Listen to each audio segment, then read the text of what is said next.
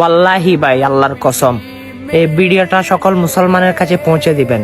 হয়তো তারা আমার রসুলের কলিজায় আঘাত করতেছে, তাহলে আপনি কেন মুসলমান হয়ে আমার রসুলকে কষ্ট দিচ্ছেন সে বার্তাটা শুনুন। একজন মুসলমান যখন আমার রসুলের সুন্নত অনুযায়ী দাড়ি রাখে না, তখন আমার রসুল নারাজ হয়।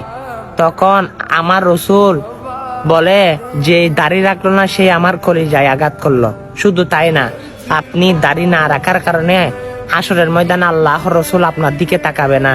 আপনি কি জানেন, প্রতিনিয়ত আপনি ঘুমানেও আপনার কবিরা গুনাহ উঠতেছে, কারণ আপনি দাড়ি রাখেন নাই সে নবীর সুন্নত অনুযায়ী। হ্যাঁ, সুন্নত অনুযায়ী দাড়ি রাখেন, আর একটি দাড়ির মধ্যে 70 জন ফেরেশতা রাখে। দেখেন দাড়ির মূল্য কতটুক।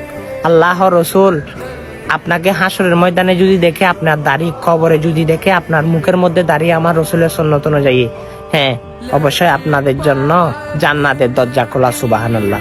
হ্যাঁ, আপনি দাড়ির ফজিলত সম্পর্কে জেনেছেন, আজকে না হয় ভিডিওটা আমার রসুলের জন্য। আমার রসুলের সুন্নতকে ভালোবাসলে সকল মুসলমানের কাছে শেয়ার করে দিয়েন। আমিন।